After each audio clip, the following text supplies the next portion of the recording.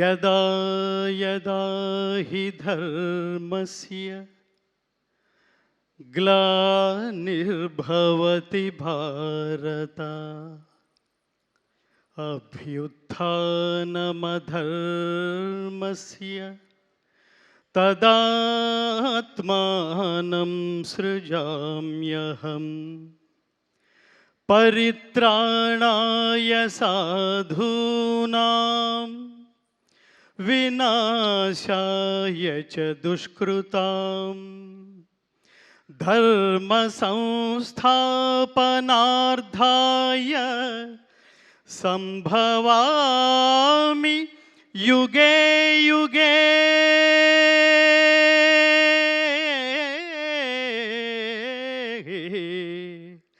సంభవామి యుగే యుగే. ఏ కాలమున ధర్మమునకు హాని కలుగునో అధర్మము వృద్ధి నొందునో ఆయా సమయముల యందు దుష్ట శిక్షణ శిష్ట రక్షణ ధర్మ సంరక్షణముల కొరకు ప్రతి యుగమున అవతారము దాల్చుచుందును. ఇది శ్రీకృష్ణ పరమాత్మ అవతార పరమార్థం. పరమాత్ముడు ఏది ఆచరిస్తాడో అదే ప్రపంచానికి చెప్తాడు. భగవద్గీత ద్వారా ప్రపంచం తెలుసుకోవాల్సింది ఏమిటంటే, ఏది మాట్లాడతావో అది ఆచరించాలి, ఏది అనుకుంటావో అది మాట్లాడాలి, ఏది మాట్లాడతావో అది ఆచరించగలగాలి, అది ధర్మబద్ధమైంది అయి ఉండాలి. నిజానికి అసలు అన్నిటికంటే ముందు నేను ఈ శ్లోకంతో ఎందుకు ప్రారంభించానంటే, భగవద్గీతలో 4వ అధ్యాయమైన జ్ఞానయోగంలో 7, 8 శ్లోకాలు, జంట శ్లోకాలు అంటారు. ఇది మోస్ట్ ఇంపార్టెంట్ కీ శ్లోకాస్ అండ్ సోల్ ఆఫ్ భగవద్గీత. మంచి చెయ్యి, దేవుడు నీతోనే ఉంటాడు. చెడు చెయ్యకు, అప్పుడు నీతోనే ఉంటాడు నిన్ను నాశనం చేయడానికి. ఇక్కడ దేవుడు ప్రత్యక్షమయ్యాడంటే దానికి 2 కారణాలు ఉంటాయి మిత్రులారా. ఒకటి నిన్ను మార్చడానికి లేదా హతమార్చడానికి, అప్పుడు మాత్రమే వస్తాడు. ధర్మానికి ఖచ్చితంగా ఇవాళ కాంటెంపరీ భారతదేశంలో ఎంత అభద్రత నెలకొందో మనందరికీ తెలుస్తోంది అనేక సంఘటనల ద్వారా. అలాంటి సమయంలో ఖచ్చితంగా సినిమా అనే ఒక 11వ అవతారం ద్వారా మాత్రమే ప్రపంచాన్ని మార్చడానికి పరమాత్మ ఖచ్చితంగా 3 ఎంచుకున్నాడు మిత్రులారా. 3 ఎంచుకున్నాడు. ఇది ప్లాన్, ఇందాక మిత్రుడు ఎవరో అన్నారు, ఇది ప్లాన్ చేస్తే, మనం లౌకికంగా ప్లాన్ చేస్తే డబ్బు వస్తుంది లేదా ఫలితం వస్తుంది. అలౌకికంగా దైవం ప్లాన్ చేసుకుంటే అక్కడ డబ్బుకి వీటన్నిటికంటే మించి సామాజిక ప్రయోజనం సిద్ధిస్తుంది.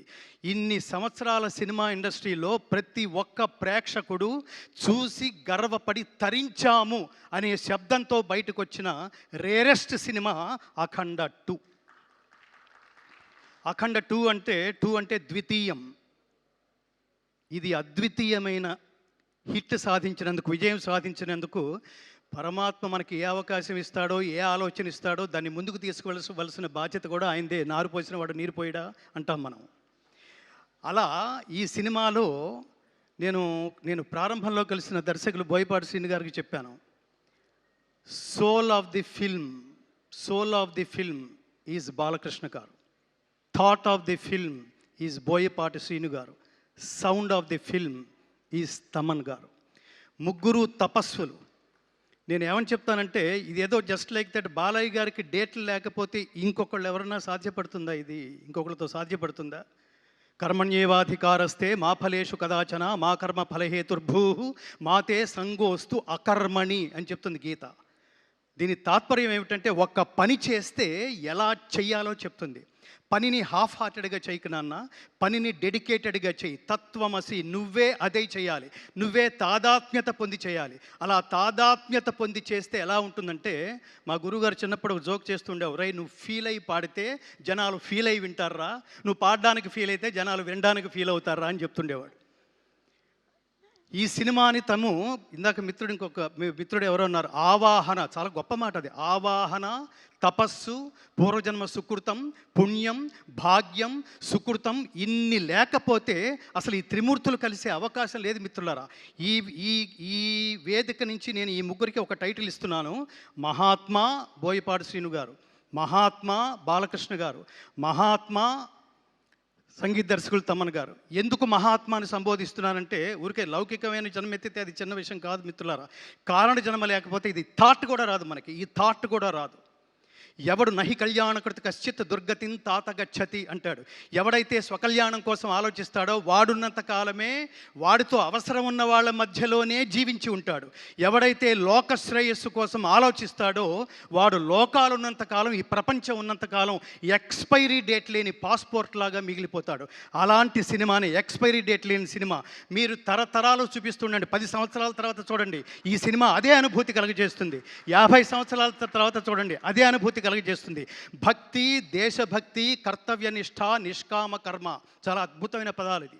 ఈ సినిమా నిజానికి ఎంత సాహసం అంటే, ఎంత డెడికేషన్ లేకపోతే, ఎంత ఏమంటారు దార్శనికత లేకపోతే అసలు ఫస్ట్ ఈ థాట్ వస్తుంది. ఒక ప్రొడ్యూసర్గా, ఒక కమర్షియల్ ప్రొడ్యూసర్గా, నేను ఒక సీనియర్ కమర్షియల్ ప్రొడ్యూసర్ని అనుకోండి, ఆయన ముందు బోయపాటి శ్రీను గారు కూర్చుని నేను ఒక సినిమా చేయాలనుకుంటున్నాను, ఇందులో దైవభక్తి, దేశభక్తి ఉంది అనగానే నవ్వుతాడు ఆయన. అసలు ఈ రోజుల్లో ఇది ఎక్కడ వర్కౌట్ అవుతుందండి?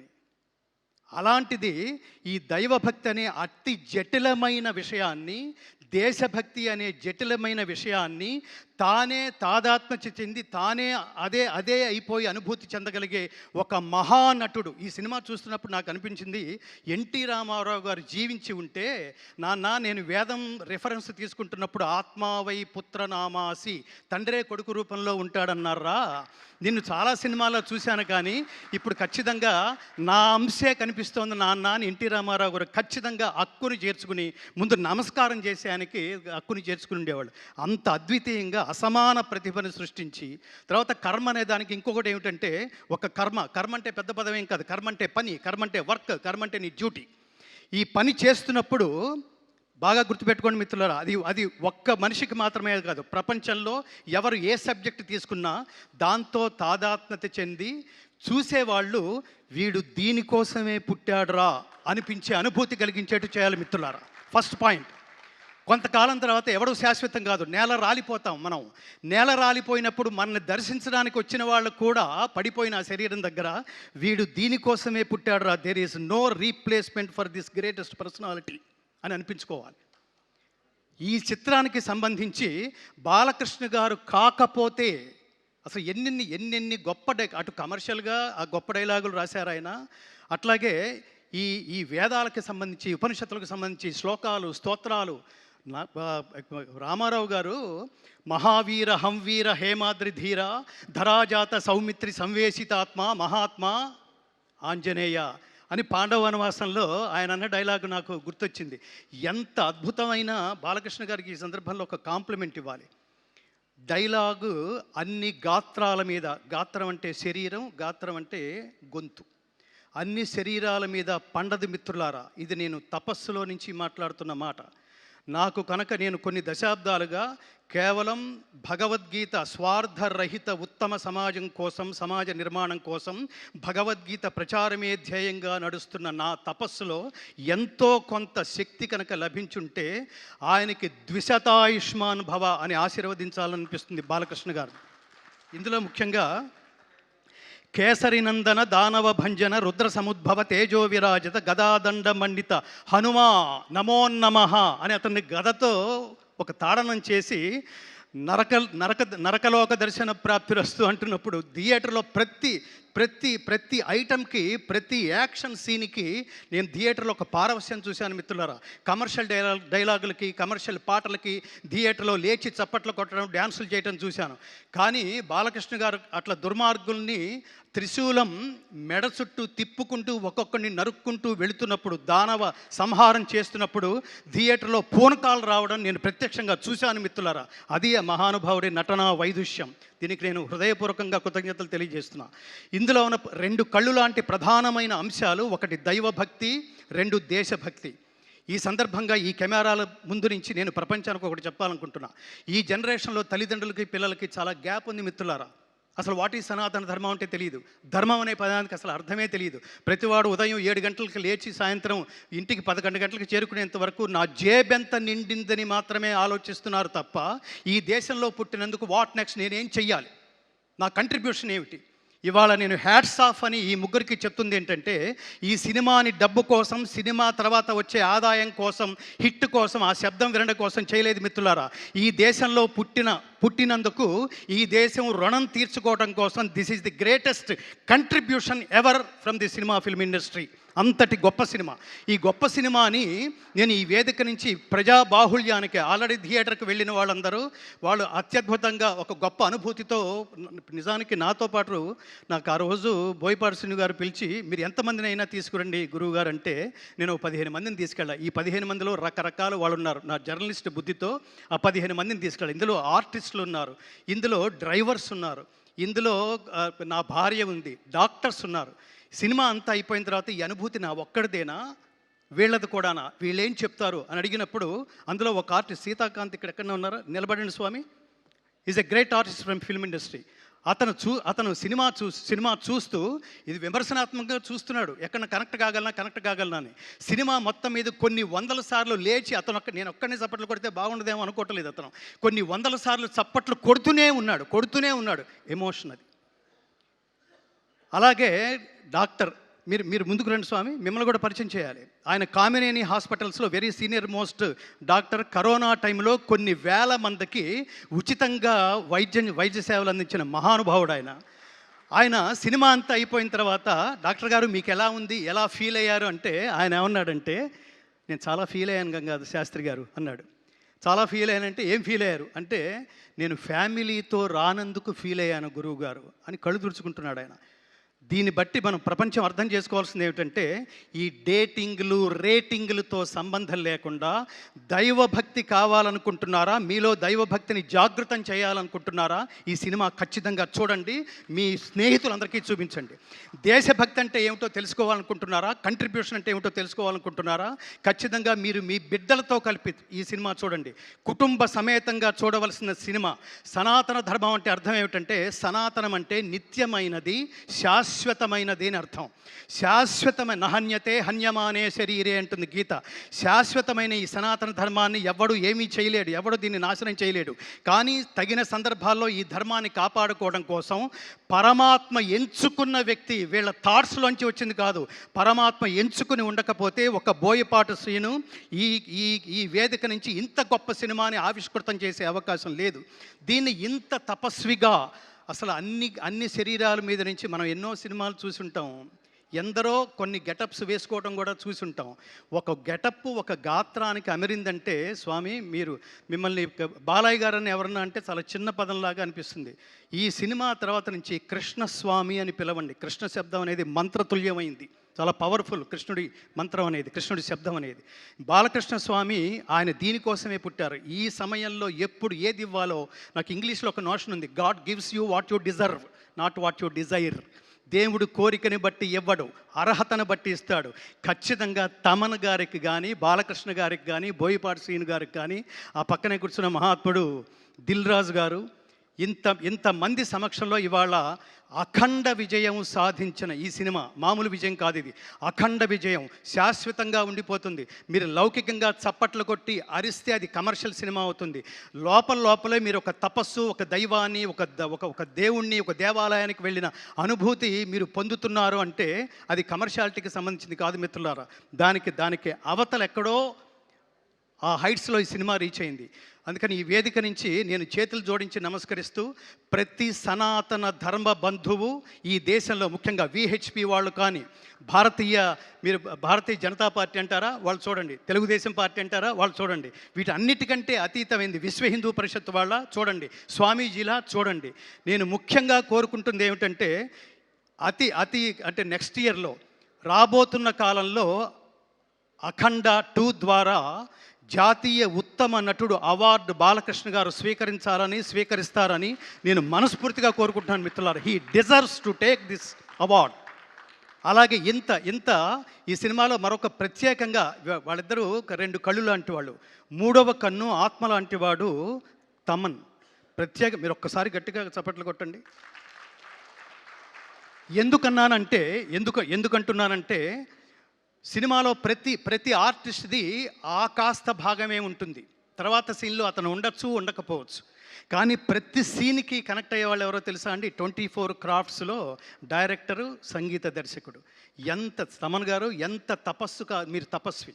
మీకు మీరు మీరు ఏంటంటే ఇందులో శివుడు లయకారకుడు, మీరు లయకారకుడు, మీరు నిలయ విద్వాంసుడు, లయ విద్వాంసుడు. ఆ రిథమ్స్ కానీ అసలు ఆ సినిమాని, ఆ సీన్స్ని, దాని ఆత్మని ఎలివేట్ చేయడానికి మీరు చేసిన తపస్సుకి మీకంటే నేను పెద్దవాడిని అయినా కూడా మిమ్మల్ని కౌగిలించుకుని చేతులు జోడించి నమస్కరిస్తూ ఆయుష్మాన్ భవ, ఆయుష్మాన్ భవ, ఆయుష్మాన్ భవ. నా ప్రధానమైన కోరిక, బోయపాటి శ్రీను గారు బాధ్యతతో తీసిన సినిమా, దీని ప్రేక్షకులందరూ మిస్ కాకుండా బాధ్యతతో చూసి తీరవలసిన సినిమా అని ప్రకటిస్తూ, ముఖ్యంగా యువతరం, నా బెంగంతా యువతరాంది. ఈ దేశం నుంచి చదువు పేరుతో ఇతర దేశాలకు వెళ్ళి అక్కడ చదువుకుంటున్నప్పుడు, నువ్వు భారతదేశం నుంచి వచ్చానంటున్నావు కదా నాన్న, భారతదేశం గొప్పతనం గురించి 2 నిమిషాలు చెప్పగలవా అంటే, మన పిల్లలు మన దేశం గొప్పతనం గురించి 1 నిమిషం కూడా చెప్పలేని పరిస్థితిలో ఉన్నారు మిత్రులారా. హిందూ తల్లిదండ్రులు తమ బిడ్డలకి సనాతన ధర్మం గొప్పతనం ఏమిటో తెలియదు. హిందూ అంటే అర్థం సర్వజన బంధువు అని అర్థం. ఈ దేశంలో పుట్టినందుకు నేను గర్వపడతాను మిత్రులారా. ఎవళ్ళలోనైనా కలిసిపోగలిగేది, ఎవరినైనా తనలో కలుపుకోగలిగేది ఒక్క హిందువు మాత్రమే, ఒక్క భారతీయుడు మాత్రమే. ఇది ఖచ్చితంగా తెలియాలి. ఇది తెలియాలంటే భగవద్గీత నాకు ముఖ్యంగా ఇందులో ఆ 2 శ్లోకాలు చాలా కీలకమైన సన్నివేశం.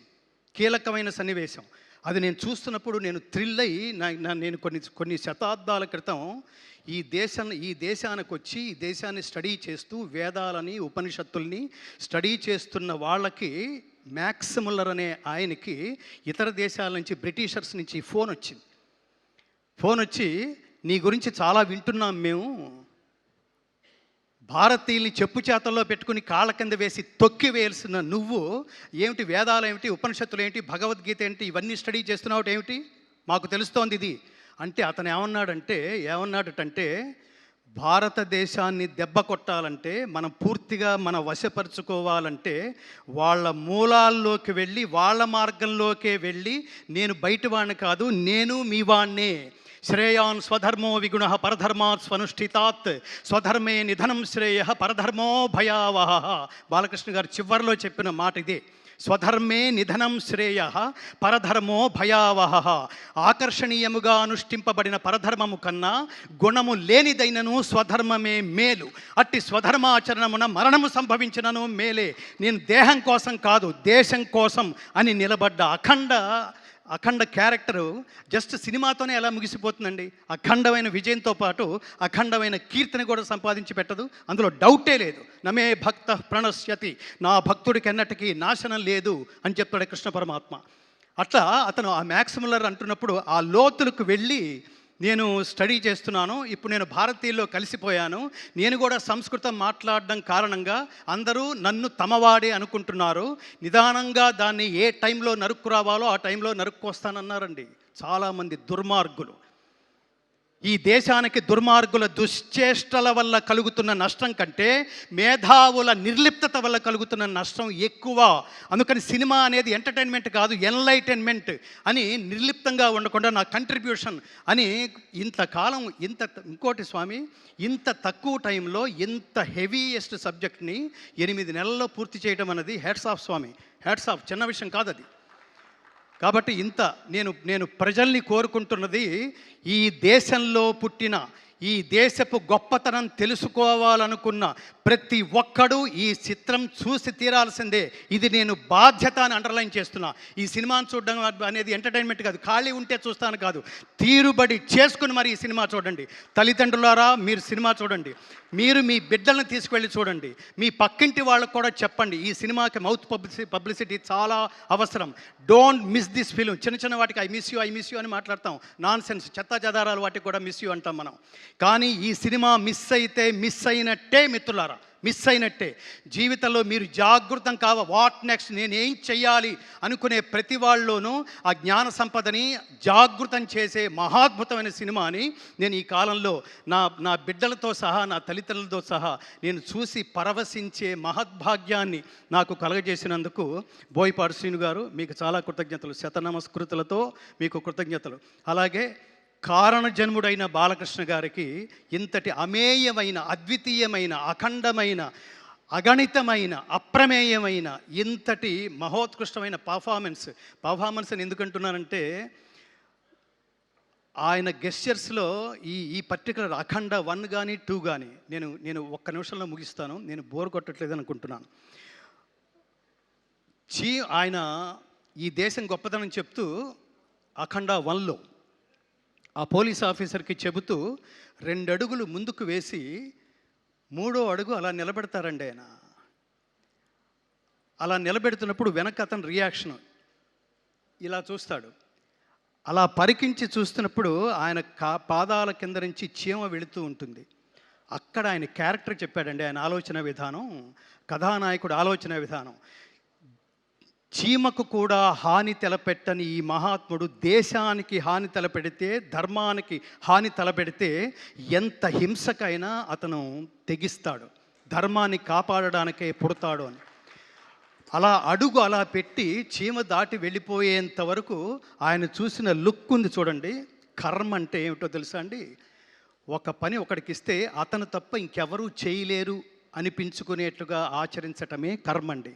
అది బాలకృష్ణ గారు ఒక్కళ్ళే చేయగలరు, ఒక్కళ్ళే చేశారు కూడా. ఇంతటి అమేయమైన ఆనందం ఇచ్చినందుకు మీకు మళ్ళీ ఆ త్రిమూర్తులు ముగ్గురికి, బోయపాటి శ్రీను గారికి, బాలకృష్ణ గారికి, మా ఆత్మీయ స్వర సంచాలకుడు శ్రీ తమన్ గారికి, నందమూరి తమన్ గారికి, నందమూరి శ్రీను గారికి, నందమూరి బాలకృష్ణ గారికి, అలాగే ఇంత సినిమాని భుజం మీద వేసుకుని మంచి సినిమాని ప్రమోట్ చేసే భాగంలో ఆయన కూడా ఆధ్యాత్మికవేత్తే, ఒక అత్యద్భుతమైన వెంకటేశ్వర దేవాలయాన్ని కడుతూ, దిస్ ఈజ్ ది కంట్రిబ్యూషన్. దేవాలయాలు జ్ఞాన కేంద్రాలు మిత్రులారా, జ్ఞాన కేంద్రాలు ఊరికే దండం పెట్టుకుని హుడ్డీలో డబ్బు వేసి వెళ్ళిపోయేది కాదు. దేవాలయంలో దేవుడున్నాడు అనుకోవటం భక్తి, దేవుడు సర్వత్రా ఉన్నాడు అనుకోవటం జ్ఞానం. ఈ జ్ఞానం భారతదేశ వ్యాప్తంగా అన్ని భాషల్లోనూ విడుదలై మోడీ గారి దాకా ఒక ప్రవాహంలాగా చేరి ఆయన కూడా చూసి ఈనుడితో ఆయనంతటా ఆయన ఫోటోలు దిగే పరిస్థితి అతి త్వరలో రాబోతుందని కూడా నేను విన్నాను. జై శ్రీకృష్ణ. సర్వే జనా సుఖినో భవంతు.